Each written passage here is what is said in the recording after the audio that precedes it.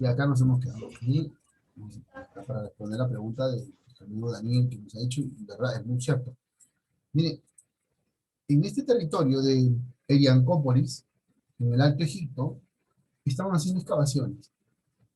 Este es el área donde se han encontrado mayor cantidad de las momias que se han encontrado, ¿no? Y sobre todo se han encontrado varios enterramientos. Algo muy cierto también, que la momia del rey Tutankamón, muy aparte de ser pues una de las más antiguas, también es una de las más esplendorosas por el ajuar que se ha encontrado ahí. ¿Qué cosa quiere decir ajuar?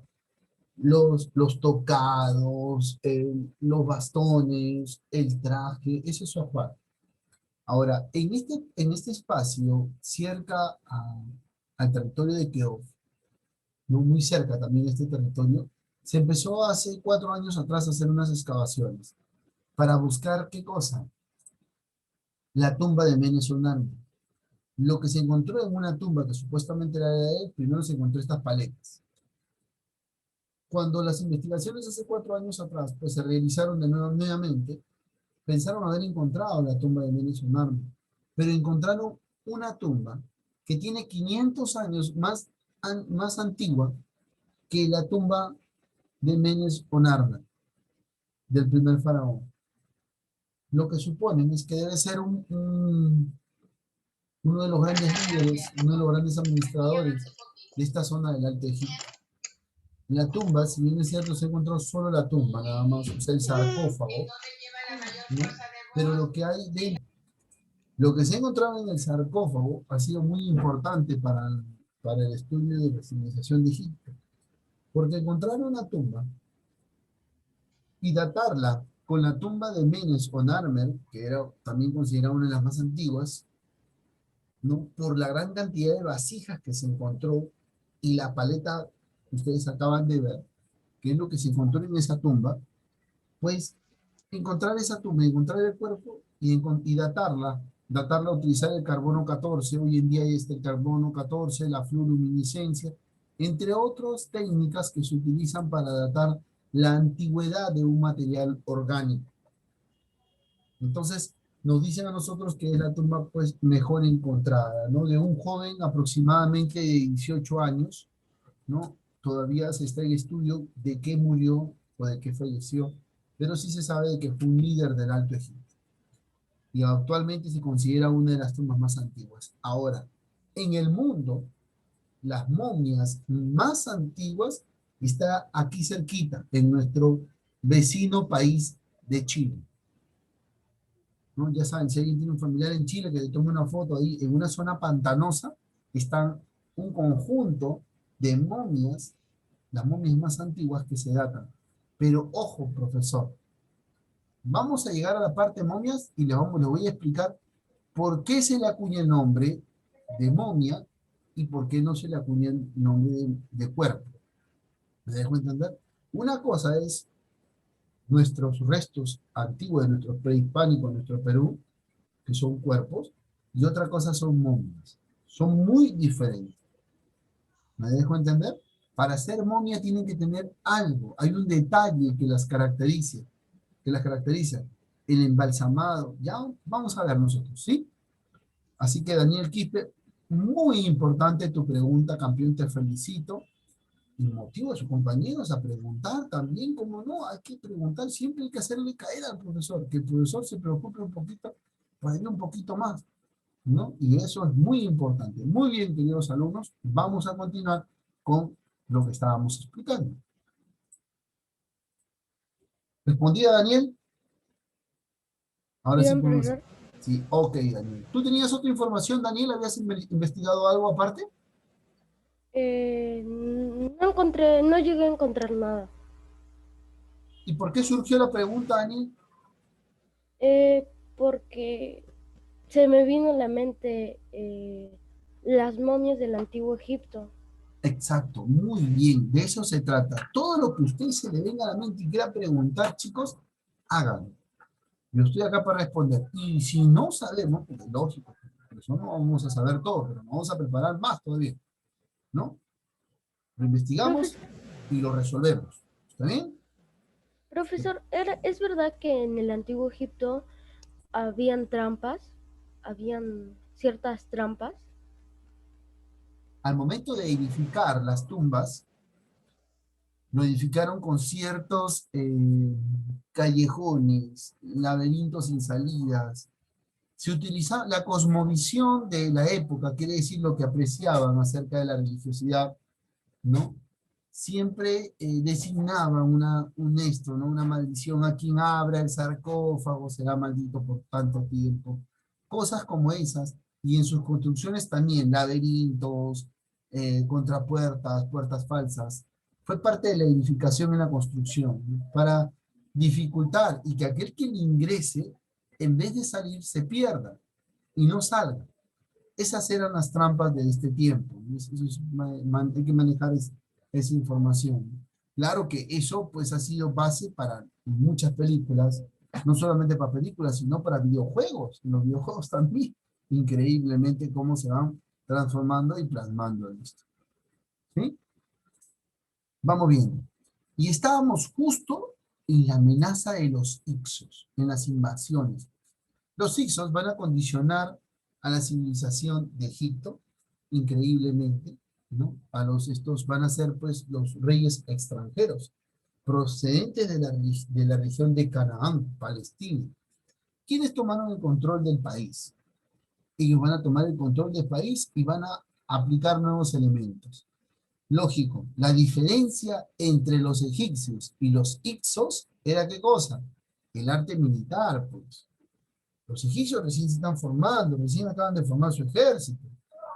Otro punto importante es que los Ixos conocen el hierro. ¿Sí? Los egipcios tenían que mandar a traer ¿qué cosa? Los carros de guerra. Los Ixos lo tenían. ¿Sí? Sabían montar bien. Peleaban con espadas de hierro. ¿Sí? Eso va a ser muy importante. Y se van a establecer en un determinado espacio. Casi, ojo, acá quiero que ustedes vean. Este es el Alto Egipto, pero van a empezar a invadir por el Bajo Egipto. Lógico, la única vía, ¿cuál es? Se utilizan caballos y coches de guerra. ¿Cuál es la única vía? Por el norte, ¿verdad? Por el norte, ¿cierto? Y cuando vienen por el norte, tienen que venir por el espacio, pasar por el canal de Suez. Bueno, ahora es un canal. Antes no, antes estaban ligados, estaban unidos, todos espacios.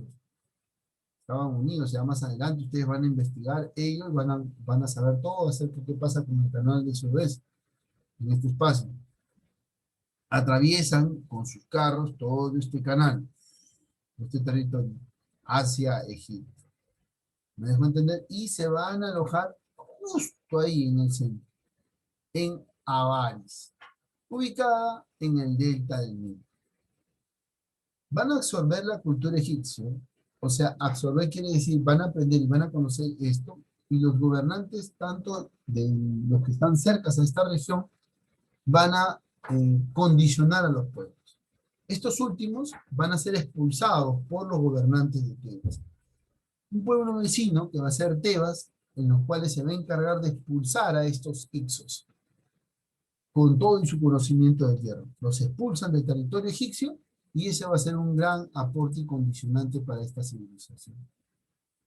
Y va a llegar Amosis, uno de esos gobernantes de Tebas, uno de los que lideró y prácticamente propuso expulsar a los Ixos de estos espacios.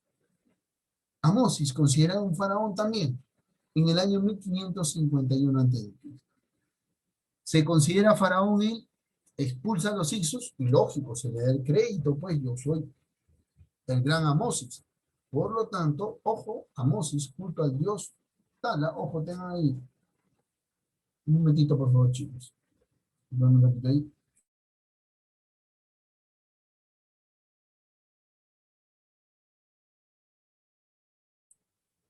Bien. ¿Qué haces Amosis? Expulsa a los Ixos y cimenta un, ¿qué cosa? Un nuevo imperio. Pero profesor, ¿por qué crea un imperio si estaban conviviendo bien independientemente? Crea un imperio, ¿por qué? Porque utiliza la guerra para expulsar a los Ixos.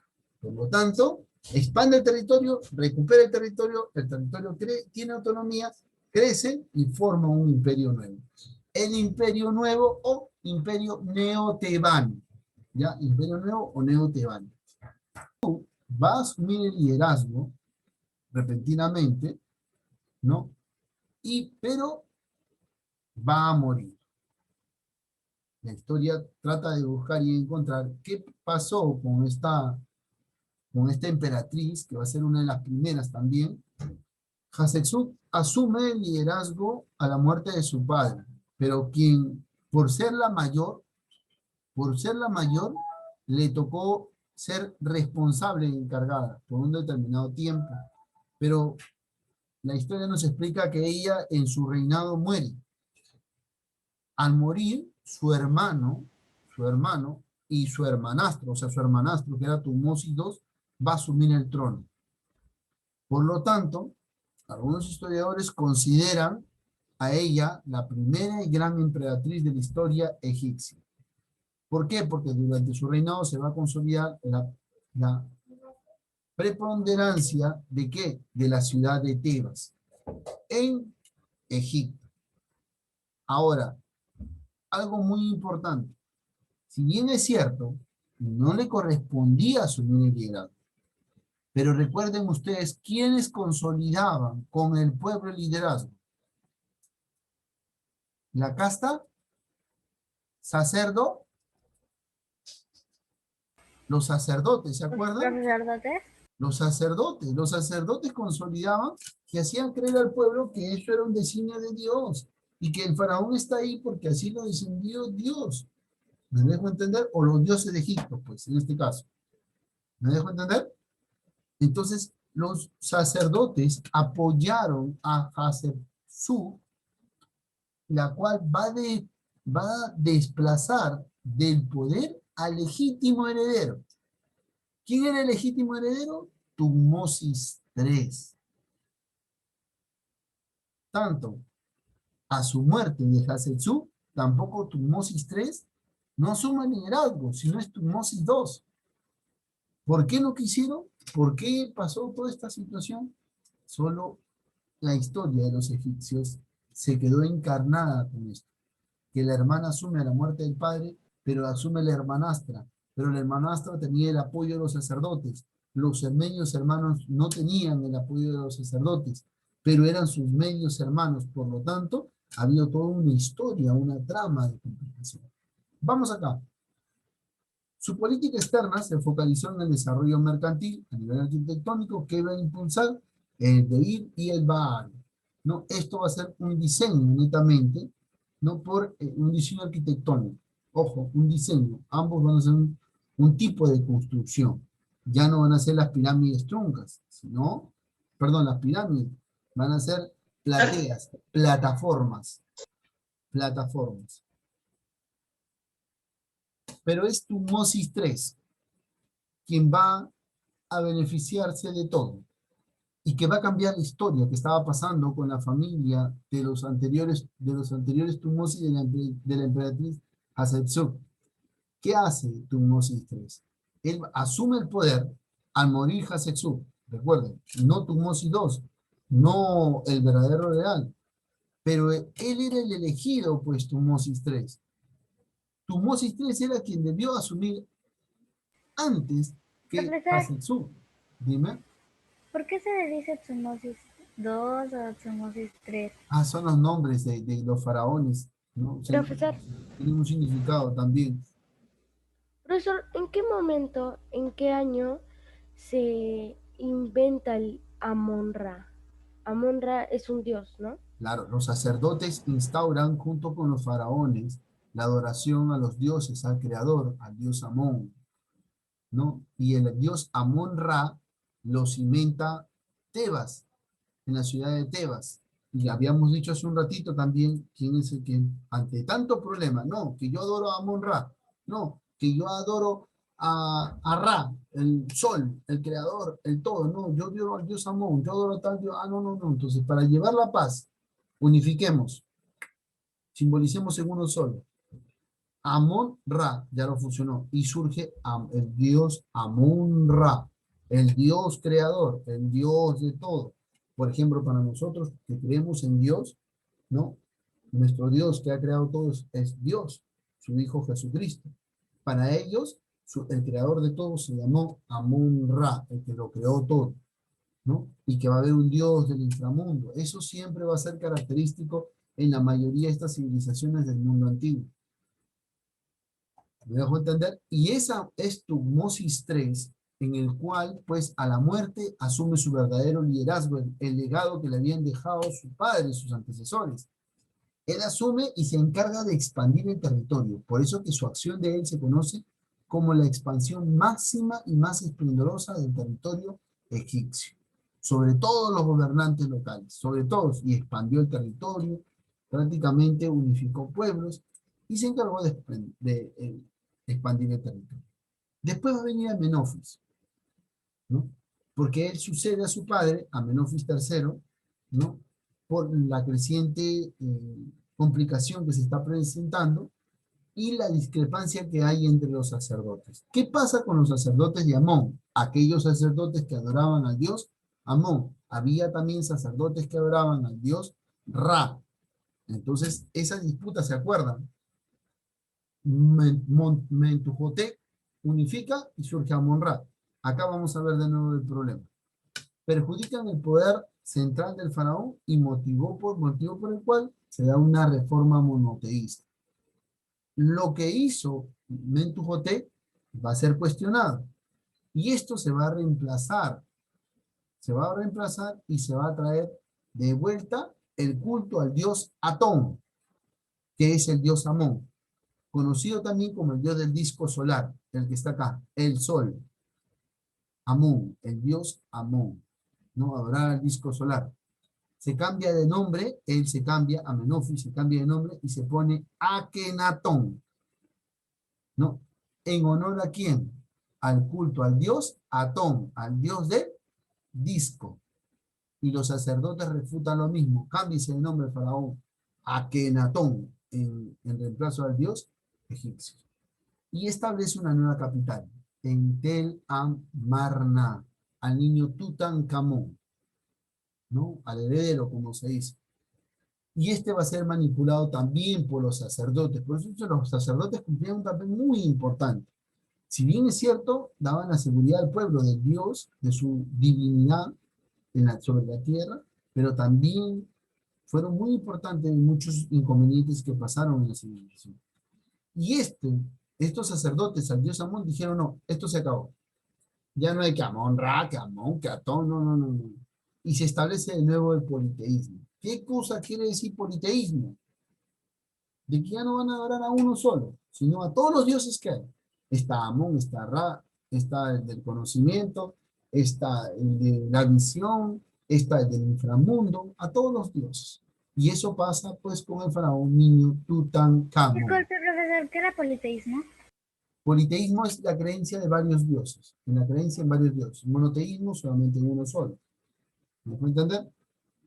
Hasta después de Tutankamón, que prácticamente la gran mayoría dice que fue envenenado, que utilizaron el arsénico en él, en su madre, y la discrepancia, y eso fueron envenenados por los sacerdotes. Hay toda una historia acerca de ellos, ¿no? Que prácticamente cayeron en ser víctimas de la condición que pusieron los sacerdotes, hasta la llegada de los Ramsés. Y los Ramsés van a reinar, se podría decir que el segundo reino del esplendor de esta civilización egipcia. Pero no es nada comparado a lo que hizo Tutmosis. Recordar que Tutmosis no es el esplendor, sino la expansión territorial. Y con Ramsés sí es el esplendor, el máximo esplendor de Egipto. Se firmó el primer tratado de paz con los Kadesh, se mandó a edificar Abu Simbel, eso que ustedes lo tienen, este templo con los 4 faraones importantes, el templo de Abu Simbel, entre otras edificaciones más. Esto va a dar como resultado, ¿no? Que a Ashardón y a Surbanipal, no dioses, en este caso, mesopotámicos, sintieran la necesidad de ¿qué cosa? De conquistar. Y ellos van a ser los primeros, los imperios asirios, los que van a querer dominar estos territorios egipcios. Y van a cimentar sus bases, van a condicionar, ¿no? ¿Quién va a expulsar a los egipcios? Pasamético primero, ¿no? Uno de los primeros faraones también que expulsa a los egipcios y experimentó un breve renacimiento cultural. el renacimiento de la cultura egipcia como Saita, ¿no? Como Saita. Después viene los persas, también dominaron estos señores, Cambises, ¿no? El rey Cambises conquista y domina esos territorios de Egipto. No conforme con eso, viene Alejandro Magno, anexó a Egipto a su imperio también, Alejandro Magno. Ese fue, anterior acá, esta fue prácticamente la evolución histórica de la civilización de Egipto, queridos alumnos. Así termina, cayó a mano de los imperio asirio, los macedonios, los persas le dieron la estocada también. Acá les dije yo bien claro que vamos a encontrar en este subtítulo, que es la escritura egipcia, ¿no? La ideográfica y pictográfica. La escritura egipcia era ideográfica y pictográfica. ¿Qué cosa quiere decir cada una de ellas? Vamos a ver. Que habían tipos, y era pictórica porque manejaba colores. Jeroglífica. Jeroglífica, escritura oficial. ¿Quiénes utilizaban la escritura jeroglífica? ¿Quiénes? Sacerdotes y escribas. Nadie más. El sacerdote y el escriba eran los únicos que sabían esa escritura. La escritura eriática, la escritura religiosa, utilizada por los sacerdotes. Miren, por eso les digo que el papel del sacerdote era muy importante. El sacerdote sabía la escritura jeroglífica y la escritura eriática, que era la única escritura que ellos no sabían, que compartían. Yo puedo compartir los jeroglíficos para entender lo que escribe el escriba, pero entre sacerdotes tenemos nuestra escritura hierática. ¿Está bien? La escritura demótica, un poco más simplificada. Esta era utilizada por los escribas para asuntos de la vida cotidiana. ¿Se dan cuenta? Los escribas también sabían dos tipos de escritura. Estos tipos de escritura fueron descifrados por el francés Francis Champollion a base de una piedra roseta. Se encontró una piedra roseta con estos tipos de escritura en el año 1822. Y ahí tenemos a Francis Champollion, que es bien, Champollion en este caso, quien descifra estas escrituras, la escritura jeroglífica, la escritura demótica y la escritura griega, ¿no? En la base de una piedra roseta. La arquitectura egipcia. Tenemos profesor, ¿podemos hacer un momento? ¿Cómo no? ¿Cómo no? ¿Cómo no? Perdónenme. ¿Ahí? Ok. ¿Me dicen? ¿Ustedes me dicen? Continuamos. ¿Alguna pregunta por ahí? ¿Algo?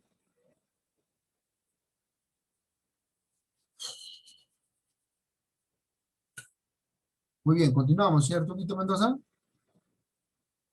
Sí, ok. Les dije que vamos a llegar a la parte de la arquitectura. Vamos a saber qué cosa había dentro de las pirámides, tumbas, ¿qué cosa más? Tumbas. Estas son construcciones, la arquitectura egipcia fueron construcciones monumentales y utilizaron la piedra, tanto el granito como el mármol. El granito como el mármol. ¿Qué piedra utilizaron los egipcios? El granito y mármol. Allá sus construcciones eran monumentales. Quiere decir monumentos. ¿Me dejó entender? Arquitectura funeraria. Vamos a tener en la arquitectura funeraria con una característica de tumbas. En ellas van a estar las pirámides, las mastabas, esas tumbas, esas pirámides truncas porque no terminan en punta. Y también los hipogios, ¿no? Acá están los hipogios, al pie nada más, al pie de la entrada.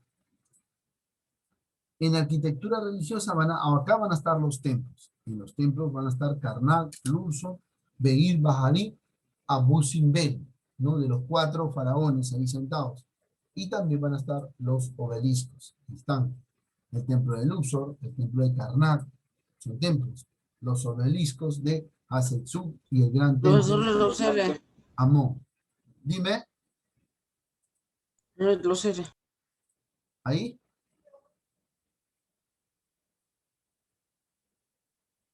De ahí solamente es esto nada más, las imágenes que vamos a pasar de los templos que están. ¿Sí? Vamos acá. Ahí está, Luxor, templo de Karnak, el obelisco de Hatshepsut y el gran templo de Amón, ¿no? En la escultura egipcia, que es parte de la escultura, o sea, el diseño y las características que tienen los acabados que realizaron, vamos a encontrar grandes porciones, los colosales, inmensos, ¿no? Y los que carecen de expresión y rigidez. Inmensos colosos. Destacan los colosos de Menon, que ustedes están viendo, de acá el de Ramsés, es un coloso, ¿no? El escriba sentado, ahí está, el escriba sentado, la esfinge y el busto de Nefertiti, ¿no? Monumental, colosos, el escriba sentado, esfinge, ¿no? Anterior a esto, esfinge, el escriba sentado. En la astronomía, que va a ser uno de los aportes, no propios tanto de los egipcios, sino en Mesopotamia, sí sabemos en la historia de la humanidad que nos aporta la astronomía, pero nos va a aportar las matemáticas. Otro muy importante, que ellos manejaban el calendario solar de 360 días, más 5 días dedicados a los dioses, ¿no? En realidad 12 meses, muy parecido a lo nuestro, ¿eh? La matemática, la noción de la geometría, la trigonometría, el ángulo, el cuadrado, el plano, la base, la altura y la bisectriz, ¿no? Ya sabemos a quiénes se lo debemos. A los egipcios. La técnica de momificación, ¿no? Esta es la momia de Ramsés. Característica clave para que sea momia, nunca te olvides, llévalo contigo. La característica clave para que sea una momia es que no tiene órganos. Le sacaban los ojos, le sacaban las fosas nasales, le sacaban pues la lengua, todos los órganos internos.